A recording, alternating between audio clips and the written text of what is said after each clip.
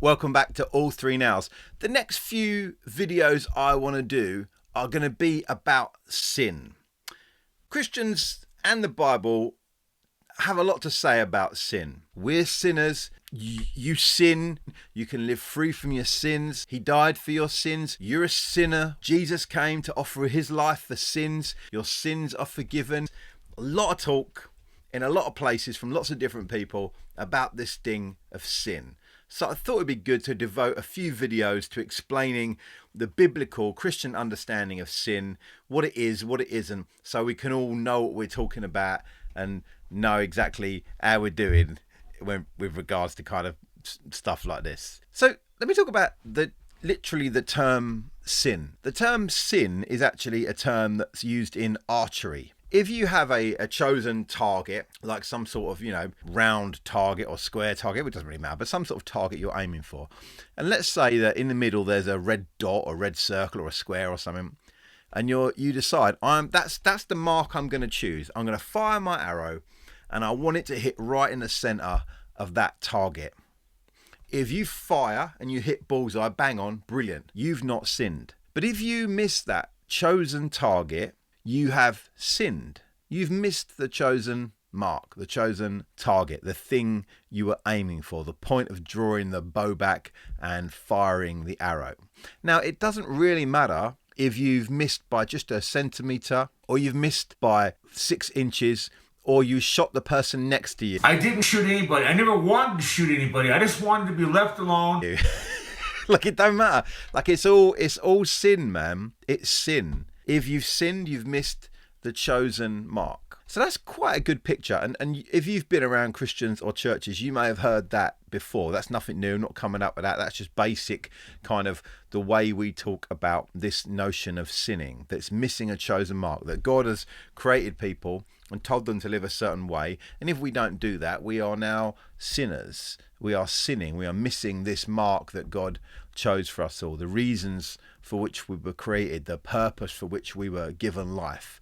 Now, that's not a bad way of looking at it. It's not a bad metaphor, but it doesn't really tell the whole story. And certainly from a biblical point of view, it doesn't tell the story, because sin is not just about missed targets, missed behaviors. Sin is actually about a missed origin. It's actually about that somewhere deep down at the foundational level, something has shifted and we now don't have even footing. That before we even begin to go and do this, that or the other, something that some people might say is a sin, or whatever someone might say is a great thing to do, before you even do that, your very footing is missing from what it should be. It might be a really helpful way to talk about sin with a capital S and sins with a small s, just for a while, okay? And to talk about foundations and functions. Foundations and functions. Now, sin, big capital S sin, big old extreme bold sin, is really to do with your condition, your being. That something happened, and we'll get to that in the next video, exactly what happened. But something happened, and as a result, you were born, and this is a phrase you may have heard as well, you were born into sin, or you were born sinful. What does that mean? It means that something in the very core of your being is off. And before you did anything, good or bad, you were born into the state of sin. So forget about the behavior of sin at the moment, the action of sin. You were born in a state of sin, a being. Your foundation was sinful. And then it's from that foundation that actually sins come from. Sin, big S, is your condition. Sins, small s, are the symptoms. They are the outworking of your condition. You have your being and you have your actions. Let me tell you a quick story to illustrate this. Some years ago, I was with my family in the summer on holiday here in the UK, right in the west of the country. It's a place called Cornwall, beautiful beaches, great food, awesome people, really chilled out kind of lifestyle down there. Really, everyone's really relaxed. We were down on the beach, and I don't know about you, we got my kids were young. We hauled all the paraphernalia you have with kids down to the beach, and finally got down there. And like any good Englishman on holiday, as soon as I get to the beach, I'm hungry.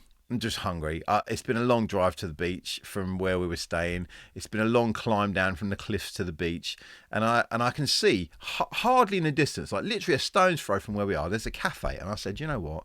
I'm in Cornwall. They do a thing in Cornwall called a Cornish pasty. I'm going to go and get myself a Cornish pasty. Do you want one? Asked Zoe, my wife. She said, no, I'm good.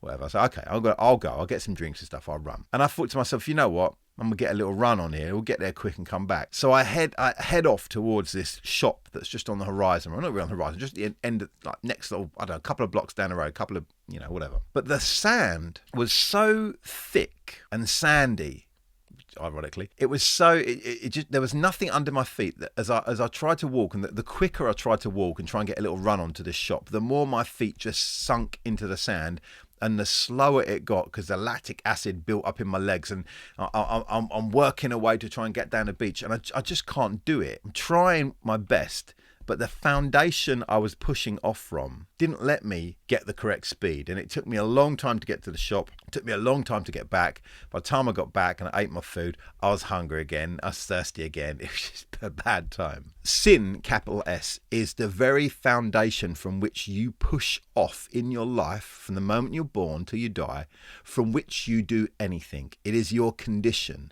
And the Bible and Jesus confirmed this in a way he talked about sin.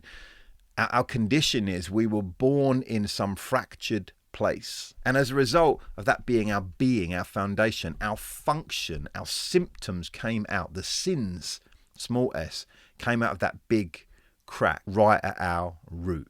Right at the root of the mountain, there is a fracture in every one of us. So before we talk any more about sins, and we're going to go through the videos, and we're going to talk about where sin came in and the nature of sin and dealing with sin and living with sin and Jesus' sacrifice for sin and all this sort of stuff. But before we get there, I wanted to do this short video to try and help your lens maybe shift on what sin is.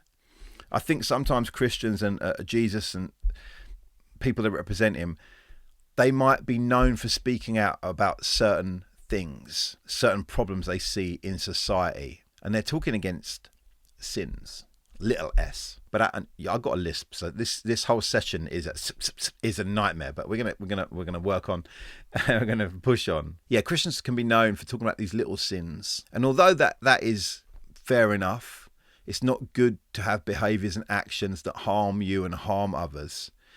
Actually, the real problem is not the symptoms of our condition, but our condition itself. So what is sin? Sin is a deep fracture in humans. It is a deep brokenness in the very foundation of who we are. Before we choose to do anything good or bad, there is something just off with us. In the next video, we'll deal with where that began, how that got generated into our very foundation. But anyway, has this video been helpful? I hope so. Please check out the other videos that will be in this playlist, as well as our playlist about Jesus and the Bible and hearing God's voice. I hope they are all helpful for you. I'll see you in the next one. Later.